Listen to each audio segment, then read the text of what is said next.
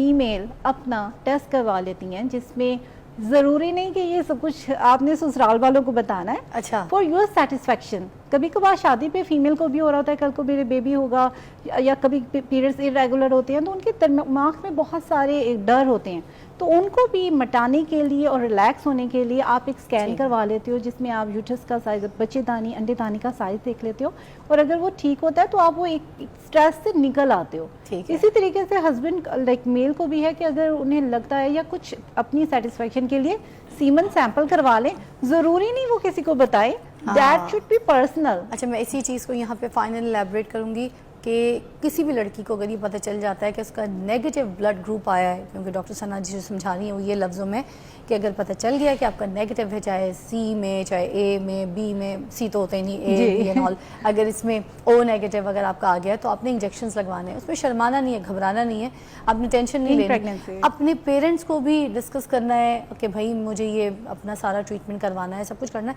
क्योंकि अब अगर शर्म करेंगे तो फिर वही बात कि आप डिप्रेशन में चले जाएंगे और बाद में जो शादी के बाद जो कॉन्सिक्वेंसेज और मसले होंगे वो उससे ऊपर। एक कॉल लेते हैं फिर शामिल करते हैं प्रोग्राम में। जी अस्सलाम वालेकुम। जी वालेकुम अस्सलाम। जी रफ़ीक भाई क्या कहेंगे?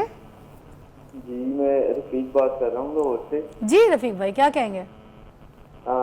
मैं डॉक्टर साहब से क्वेश्चन करना चाहता था कि मैं हेपेटाइटिस सी का कैरियर हूँ, तो क्या मुझे अब शादी करनी चाहिए या नहीं करनी चाहिए, या कोई ट्रीटमेंट के बाद करनी चाहिए? ये डॉक्टर सना ओ जी, अगर हेपेटाइटिस है तो उसमें सबसे इम्पॉर्टेंट है आपका पीसीआर क्या है। उसमें अगर आपका लोड वायरस का बहुत कम है तो इट्स नॉट अ प्रॉब्लम, आप शादी भी करें और उसमें ट्रांसफ़र भी नहीं होता आपकी मिसेस को, तो इट्स नॉट लाइक आप सिर्फ और सिर्फ अपना थोड़ा सा हेपेटोलॉजिस्ट से एक दफ़ा अपना वैल्यूएशन करवा लें, अपने लीवर का आपका स्टेटस पता चल जाए, और इसके साथ साथ अगर आपने एक पीसीआर का टेस्ट होता है, वो क्वांटिटेटिव क्वालिटेटिव वो आपको डिटेल में डॉक्टर बताएंगे, आप वो करवा लें। अगर वो नेगेटिव आती है तो आप आराम से शादी करें और इस टेंशन से बाहर आए।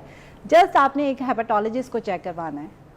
ज़बरदस्त। अच्छा, शादी से पहले ये जो आप टेस्ट वगैरह की बात कर रही हैं, ठीक है ना, जब ये जहनी तौर पे जो टेस्ट है वो कैसे करें कि भाई हमने टेस्ट करवाना है, ठीक है, कि मैं ये शादी के लिए ठीक हूँ या सारा बेसिकली जो एक बड़ी इंपॉर्टेंट बात है ना फ़िज़ा, एक तो साइकोलॉजिकल प्रॉब्लम्स जो है ना वो ऑल ऑफ सडन ये पेयर होते हैं आपको, कि आज पेयर हो गए, शादी से एक दिन पहले आपको पता चल गया आपको डिप्रेशन था, ये पहले से कुछ ना कुछ चीज़ें चल रही होती हैं पहले से। इवन शिज़ोफ्रेनिया जो है, this is one of the very critical condition जो साइकोलॉजिकल होती है, ये 18 ईयर्स ऑफ एज से मैनिफेस्ट होना शुरू हो जाती। बहुत सारे मैं किसी के शादी के राइट को वायलेट नहीं कर रही, शादी करना हर मर्द और औरत का हक है। शिज़ोफ्रेनिया का तो लोगों को समझिए, क्योंकि मेरी तो एक दोस्त के मियाँ को था, तो मुझे अंदाजा है बच्चे को डिग्गी में बंद कर देता था, पानी समंदर में छोड़ाएगा, उस भूतों से बातें करेगा, उसको भूत दिखते हैं, ऐसी इंसानी कोई मखलूकों से बातें करेगा, हाथ धोएगा तो धोता रहेगा, बिल्कुल ऐसे वेरी सीरियस।